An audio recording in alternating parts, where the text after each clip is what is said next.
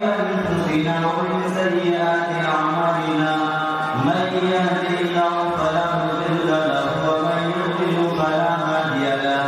ونشهد أن لا إله إلا الله وحده لا شريك له ونشهد أن سيدنا ومولانا محمدا عبده ورسوله قال الله تبارك وتعالى أعوذ بالله من الشيطان الرجيم بسم الله الرحمن الرحيم قل هل يستوي الذين يعلمون والذين لا يعلمون قال رسول الله صلى الله عليه وسلم طلب العلم فريضة على كل مسلم ومسلمة أو كما قال عليه الصلاة والسلام قابل احترام میرے محترم بزرگوں اور اسٹیج پر بیٹھے ہوئے محترم علماء کرام ذمہ دار محترم اللہ تبارک و تعالیٰ کا فضل و کرم ہوا کہ اللہ تبارک و تعالیٰ نے ہم تمام کو اس مبارک مجلس میں بیٹھنے کی توفیق مرحمت فرمائی اور الحمدللہ آپ حضرات کافی دیر سے بچوں کے پروگرام کا سماعت فرما رہے تھے الحمدللہ میں بھی بچوں کے پروگرام کو سماعت کر رہا تھا اور کچھ بچوں کا میں نے جائزہ بھی لیا تو الحمدللہ بچوں نے اپنی مادی زمین کو اچھی طرح ادا کیا اجاگر کیا اور اس سے پتہ چلتا ہے کہ الحمدللہ مکتب کی تعلیم بہت اچھی ہو رہی ہے رب سے دعا کرتا ہوں کہ بچوں کو مزید محنت سے پڑھنے کی توفیق مرحمت فرمائے اور حضرت قاری صاحب کو اخلاص و عنایت کے ساتھ مزید محنت کی توفیق مرحمت فرمائے میرے محترم آج کی یہ مجلس کا جو انعقاد ہوا ہے وہ تعلیم کی مناسبت سے انعقاد ہوا ہے اور آپ نے ابھی بچوں کے لیے تقریر کی تو آپ نے سنا کہ ایک نابینا اور ایک بینا دونوں برابر نہیں ہو سکتے ہیں نور اور ظلمت دونوں برابر نہیں ہو سکتے ہیں اسی طرح اہل علم اور غیر اہل علم دونوں برابر نہیں ہو سکتے ہیں رسول اللہ صلی اللہ علیہ وسلم کی سیرت کا جو اہم پیغام اور اہم تعلیم ہے جو اہم عنوان ہے وہ تعلیم ہے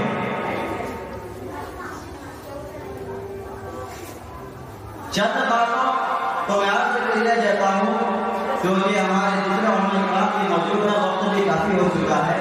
جلدی جلدی سے میں چند باتیں آپ کی خدمت میں پیش کر دیتا ہوں کہ اللہ تبارک و تعالیٰ نے 18,000 سے زائد قسم کے مخلوق کو پیدا کیا ہے لیکن ان 18,000 مخلوقات میں سے جو سب سے افضل مخلوق جس کو بنایا وہ حضرت انسان ہے اس مٹی کے ٹکڑے سے بنائے ہوئے انسان کے اندر کیا خاصیت ہے جو اللہ تبارک و تعالیٰ نے اس کو اتنا بڑا مقام عطا فرما دیا کہ انسانوں سے پہلے اللہ تبارک و تعالیٰ نے فرشتوں کو پیدا فرمایا اور ہمیں معلوم ہے کہ فرشتوں کو جو پیدا کیا ہے وہ نور سے پیدا فرمایا ہے انسانوں سے پہلے جنات کو پیدا فرمایا اور ہمیں معلوم ہے کہ جنات کے اندر آگ کی مادیت زیادہ ہے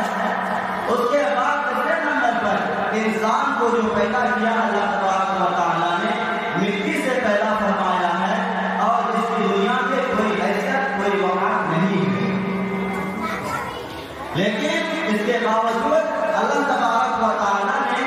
انسان کے مقام کو بلند کر دیا آخر اس کی کیا وجہ ہے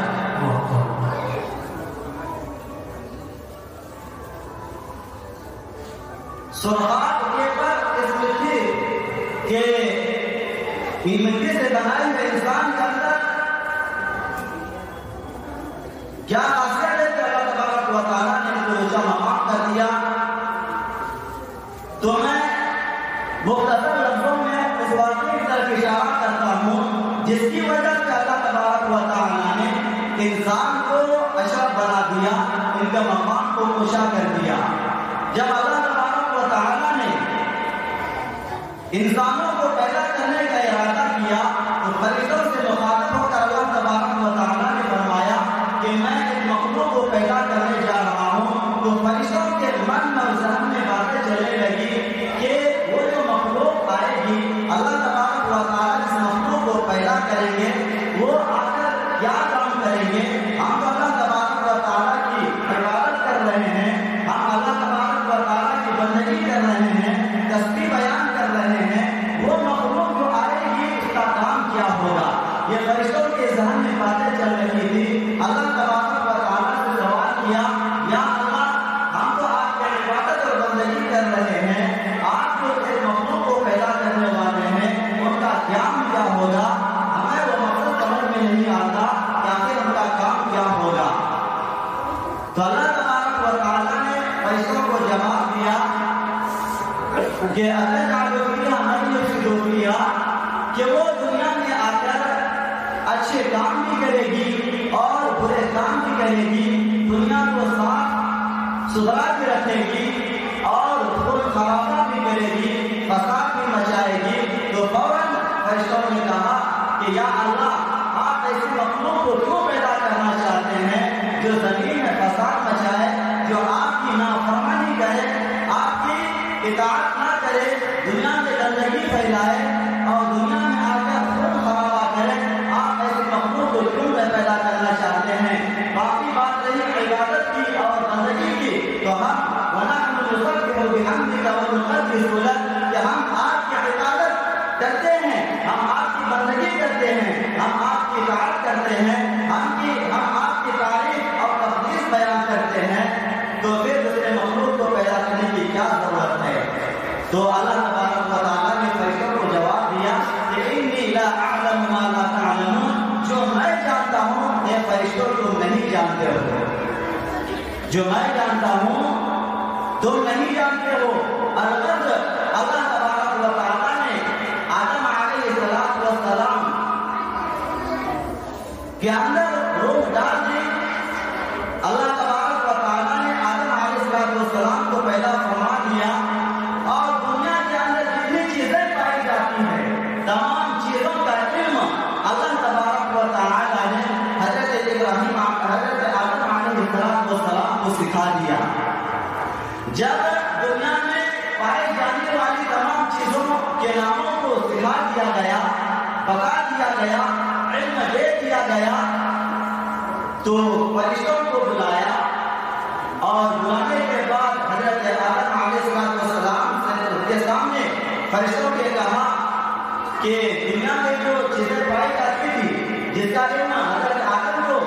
دے دی تھی، اسی علم کے بارے میں، اسی چیز کے بارے میں، اسی نام کے بارے میں جب فرشتوں سے سوال کیا گیا کہ اس کا نام کیا ہے، اس کے فائدے کیا ہیں، اس کا مستقبل کیا ہے، تو فرشتوں نے کہا کہ قالوا سبحانک لا علم لنا، کہ آپ کی ذات بلند ہے، آپ کی ذات پاک ہے، مجھے اس کا علم نہیں ہے۔ فرشتوں نے لا علمی کا اظہار کیا، عاجزی کا اظہار کیا کہ مجھے اس کا علم نہیں ہے۔ تو فرشتوں کے سامنے حضرت آدم علیہ السلام کو بلایا گیا اور حضرت آدم علیہ السلام سے کہا کہ دنیا میں جو پائی جانے والی جتنی چیزیں ہیں اس کا نام بتاؤ اور اس کے جو فائدے ہیں وہ بتاؤ، اس کی جو خاصیت ہے وہ بتاؤ۔ تو حضرت آدم علیہ السلام کو کیونکہ پہلے اللہ تبارک و تعالیٰ نے علم دے دیا تھا، ساری چیزوں کے نام بتا دیے تھے، حضرت آدم علیہ السلام نے سارے نام بتا دیے اور اس کے جو فائدے تھے اور اس کی جو خاصیتیں تھی اور اس کا جو مستقبل تھا، ساری چیزوں کو بتا دیا۔ جیسے ہی بتایا تو فرشتے ڈر رہ گئے، حیران ہو گئے کہ اس نے کہاں سے ساری چیزوں کے نام کو بتا دیا. تو اللہ تبارک و تعالیٰ نے فرشتوں سے کہا کہ میں نے تم سے پہلے ہی کہا تھا کہ جو میں جانتا ہوں تم نہیں جانتے ہو. یقیناً تم میری عبادت کو کرتے ہو, میری اطاعت کرتے ہو. میری عبادت کرنا مجھے قبول ہے, تم میری اطاعت کرتے ہو مجھے قبول ہے. لیکن میں جو کائنات کو چلانے والا ہوں, میں دنیا کو چلانے والا ہوں, میں اس کا ایک خلیفہ اور اپنا نائب بنانا چاہتا ہوں. انی جاعل فی الارض خلیفہ, جو اس کائنات کو چلائے اور اس کائنات کو دنیا کو چلانے کے لیے علم کا ہونا ضروری ہے. بغیر علم کے, بغیر عمل کے وہ نہیں چلا سکتا ہے. اسی لیے حضرت آدم علیہ السلام کو اللہ تبارک و تعالیٰ نے جو فوقیت دی اور جو شرافت دی اور جو بلندی دیا, اور وہ صرف اور صرف کس بنیاد پر ملی, وہ علم کی بنیاد پر کہ حضرت آدم علیہ السلام اللہ تبارک و تعالیٰ نے علم عطا فرما دیا تھا, ساری چیزوں کے نام کو بتا دیا تھا, اس کے فائدے بتا دیے تھے.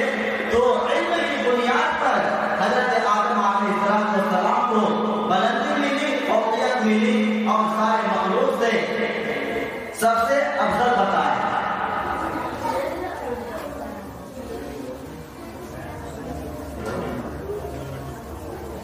اب میرے محترم بزرگوں, پتا چلا کہ علم کی وجہ سے حضرت انسان کو فوقیت ملی, شرافت ملی, بلندی ملی.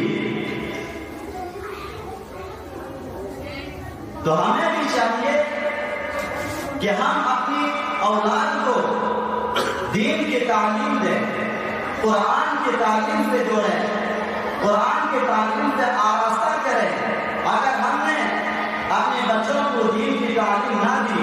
قرآن کی تعلیم نہ دی, تو پھر آنے والی نسلوں کے اندر جو اسلام کا شعار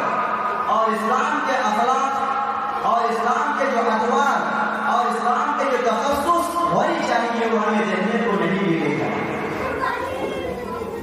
اگر ہم چاہتے ہیں کہ آنے والی نسلوں کے اندر اسلامی شعار ہو, اس کے اندر دینی تعلیمات ہو, اسلام کے تخصص باقی ہو, اسلام کے آداب اخلاق اس کے اندر پائے جاتے ہوں, تو پھر ہمیں دین کی تعلیم کو دلانی ہوگی, قرآن کی تعلیم کو اپنے بچوں کو دلانی ہوگی, تعلیم سے اپنے بچوں کو جوڑنا ہوگا.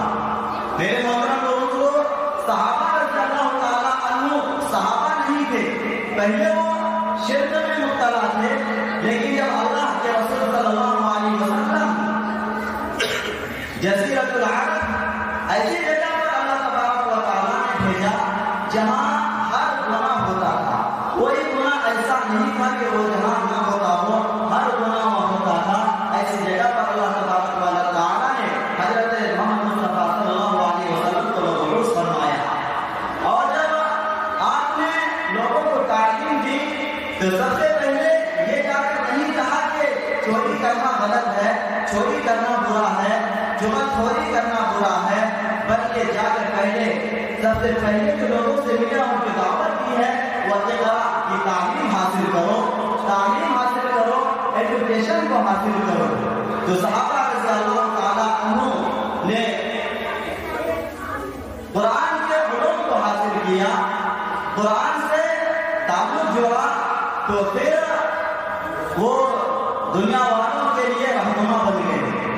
دنیا والوں کے لیے کیا بن گئے؟ رہنما بن گئے. لیکن اس سے پہلے وہ کیا شرک میں مبتلا تھے, لیکن اللہ تبارک و تعالیٰ نے پھر ان کے مقام کو بلند کر دیا, پوری دنیا والوں کے لیے رہنما بنا دیا. اور قرآن نے بھی ان کے بارے میں کہا اولئک هم الصادقون اولئک هم المفلحون, یہی لوگ سچے ہیں اور یہی لوگ کامیاب ہیں. تو میرے محترم, ہم اپنے بچوں کو بھی دین کی تعلیم دیں,